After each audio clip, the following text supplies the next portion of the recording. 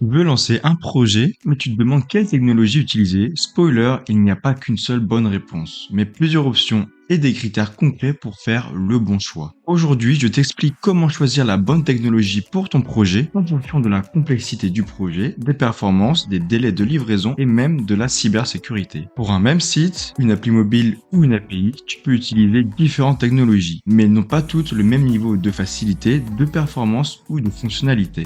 Dans cette vidéo, je vais t'expliquer comment je fais pour toujours sélectionner la technologie la plus adaptée au projet. Et je vais te donner un exemple tout de suite de problème que tu pourrais rencontrer si tu choisis la mauvaise technologie pour ton projet. Imaginons que tu choisis une technologie pour ton projet sans vraiment réfléchir à celle qui serait la plus adaptée. Résultat, ton application fonctionne parfaitement en local, mais une fois en ligne avec beaucoup d'utilisateurs, elle pourrait être saturée, submergée par le nombre de requêtes et finirait même par crasher. Pourquoi? Parce que tout dépend de la façon dont le langage ou le framework gère les flux, les ressources et la montée en charge de ton application. Ce qui fonctionne à petite échelle peut s'effondrer sous la pression. Il est donc important de correctement choisir la technologie et c'est d'ailleurs pour ça qu'il faut effectuer un test de performance sur ton application avec des outils tels que OWASP Zap avant de la déployer. Et enfin, valider le choix technologique. Donc choisir une technologie, ce n'est pas juste une question de préférence ou de tendance, c'est une question stratégique qui peut faire la réussite ou l'échec de ton projet. Alors comment choisir intelligemment la bonne techno parmi toutes les options possibles? Voici 6 critères essentiels à prendre en compte avant de te lancer et si tu les respectes, tu peux être certain de faire le meilleur choix possible. Le premier critère est le délai. Quand tu choisis une technologie, le délai de développement est souvent le premier critère à considérer. Parce que peu importe que tu aies trouvé la techno la plus puissante ou la plus tendance, si tu n'as pas le temps de la maîtriser ou de la mettre en place, ça ne sert à rien. Concrètement, si ton projet doit être livré rapidement, dans une semaine ou deux, tu ne peux pas te permettre de partir sur une solution trop complexe ou trop longue à développer. Dans ce cas, tu vas privilégier des technologies qui permettent d'aller vite et efficacement, comme des frameworks full stack bien rodés, pourquoi pas des CMS pour les sites simples ou même des outils no-code, low-code si le besoin est basique. En revanche, si tu as plus de temps et que ton projet nécessite une architecture sur mesure ou des performances spécifiques, tu peux te permettre de choisir une technologie plus flexible mais aussi plus exigeante en temps de développement, du genre comme Go, Rust ou encore un framework minimaliste où tout est à coder soi-même. Mais attention, le délai ne se limite pas à la première livraison, pense aussi au temps de maintenance. Une techno rapide à déployer peut parfois se devenir un enfer à maintenir sur le long terme. Surtout si tu dois constamment bricoler ou contourner ses limites, résultat, ce que tu as gagné au début, tu le perds ensuite. Et par ailleurs, si tu souhaites faire un projet qui peut être évolutif sur le long terme, mieux vaut sélectionner une technologie adaptée qui peut facilement être évolutif. Donc choisis une technologie qui correspond réellement au temps que tu peux investir. Aujourd'hui et aussi demain. Si tu es pressé, vise la simplicité. Si tu as du temps, pense robustesse. Un autre critère fondamental pour choisir une technologie, c'est tout simplement tes compétences ou celles de ton équipe. Est-ce qu'au-delà des performances ou des promesses d'une techno, la vraie question c'est est-ce que tu sais l'utiliser? Et si ce n'est pas le cas, est-ce que tu peux l'apprendre rapidement sans bloquer ton projet? Prenons un exemple simple. Tu entends dire que Rust ou Go sont hyper performants pour les API, donc ça c'est très bien. Mais si tu n'as jamais codé avec ces langages, est-ce vraiment pertinent de les choisir pour un projet que tu dois livrer bientôt? Oui, j'imagine que probablement pas. Donc dans la majorité des cas, mieux vaut être efficace avec ce que tu maîtrises plutôt que de te lancer dans une techno hype que tu vas passer plus de temps à apprendre qu'à utiliser.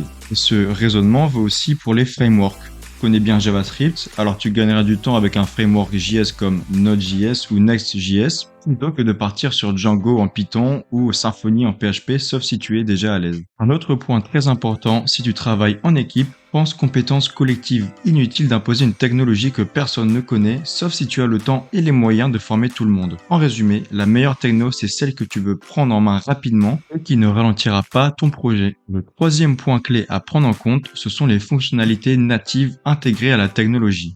Et là, on parle clairement de gain de temps et de réduction des galères techniques. Une techno qui propose déjà des outils prêts à l'emploi comme la gestion de l'authentification, la sécurité de base, une base de données intégrée, la gestion des erreurs ou même le déploiement facile peut te faire avancer beaucoup plus vite et t'éviter de réinventer la roue. Prenons un exemple simple avec un framework comme Laravel ou Django. Tu as déjà plein de fonctionnalités prêtes comme un système d'authentification sécurisé, un ORM pour manipuler ta base de données ou même des outils pour gérer les erreurs ou faire des déploiements propres. Résultat, tu codes beaucoup plus vite et avec moins de risques d'erreur. À l'inverse, si tu utilises une techno plus brute ou minimaliste comme Express.js en Node, tu vas devoir tout construire toi-même. Système de login, sécurité, gestion des bases, ce n'est pas forcément un problème, mais ça prend du temps et tu dois être sûr de ne rien oublier, surtout sur les aspects sensibles comme la cybersécurité. Donc avant de choisir une techno, demande-toi qu'est-ce qui est déjà inclus dans la technologie. Moins tu as de choses à développer toi-même, plus tu peux te concentrer sur la vraie valeur ajoutée de ton projet. Et souvent, les fonctionnalités natives bien pensées font la différence entre un projet fluide et un projet qui traîne parce que tout est à faire de zéro. Le quatrième point va être la scalabilité. Qu'est-ce que c'est? Donc c'est la capacité de ton application à gérer la montée en charge. Autrement dit, est-ce que ton projet va tenir le coup si tu passes de 10 utilisateurs à 10 000? Et autrement que des utilisateurs, cela peut être des données. Et est-ce qu'une fois déployés, les systèmes peuvent traiter le nombre de données spécifiées? C'est là que certaines technologies montrent leurs limites. Beaucoup de projets fonctionnent parfaitement en local ou avec peu d'utilisateurs, mais dès qu'il y a du trafic, des connexions simultanées, des requêtes en masse, l'application commence à ralentir, à planter ou pire, à ne plus répondre. Pourquoi? Parce que la technologie choisie n'est pas conçue pour gérer autant de flux ou nécessite une architecture spécifique pour bien scaler, clusterisation, file d'attente, cache, etc. Si je prends un exemple, PHP classique ou certaines solutions no-code peuvent suffire pour un site simple avec peu de trafic, mais s'avèrent inefficaces ou coûteuses à faire évoluer sur un gros projet. À l'inverse, des technos comme Node.js, Go ou même serverless comme AWS Lambda sont conçus pour mieux gérer les charges élevées si elles sont bien utilisées. Mais attention, ce n'est pas juste une question de langage, c'est aussi une question de gestion des ressources en interne. Certains frameworks consomment plus de mémoire, d'autres gèrent mal les connexions concurrentes, et ça, tu le ressens dès que ton projet prend de l'ampleur. Et tout cela dépend de l'architecture interne de la technologie. En bref, si tu prévois que ton projet doit grossir dans le temps, choisis une techno qui peut évoluer facilement avec toi.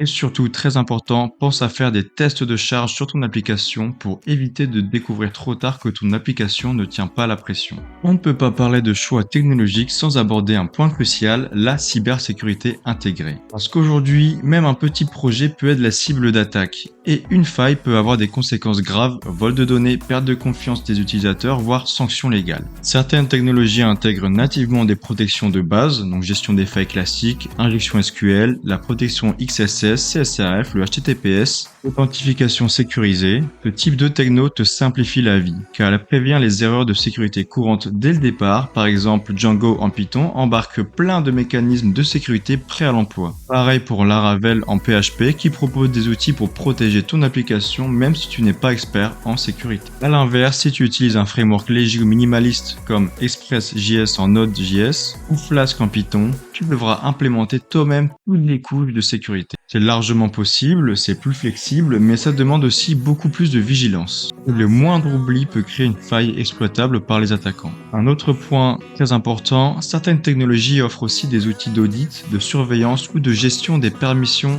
avancées, qui peuvent faire la différence selon la sensibilité du projet. Plus ton projet manipule des données sensibles ou des paiements par exemple, plus la sécurité doit être une priorité absolue. En résumé, choisis une technologie qui correspond au niveau de risque de ton projet. Si tu n'es pas un expert en cybersécurité, privilégie une techno qui te protège dès le départ. À l'inverse, si tu veux tout maîtriser, assure-toi d'avoir le temps, les compétences et les outils pour sécuriser chaque brique de ton application. On passe maintenant au dernier critère, un critère souvent sous-estimé mais très important, c'est la communauté et l'écosystème autour d'une technologie. Pourquoi? Parce qu'une technologie connue et largement utilisée, c'est plus de ressources, plus de support et moins de galères quand tu rencontres un problème. Concrètement, ça veut dire quoi? Une grosse communauté signifie des tutos, de la doc claire, des forums actifs, des plugins, des bibliothèques et outils déjà prêts car tu peux intégrer sans réinventer la roue. Et surtout, aujourd'hui, plus la techno est utilisée, plus les IA sont entraînées. Résultat, tu obtiens de meilleurs conseils, un code plus précis et une vraie aide au quotidien. Par exemple, si tu travailles avec React, Node.js, Django, Laravel, tu trouveras des milliers d'exemples des solutions à tes bugs déjà partagées et même des outils de debug ou d'optimisation conçus pour ces technos. À l'inverse, si tu choisis une techno trop rare ou trop récente,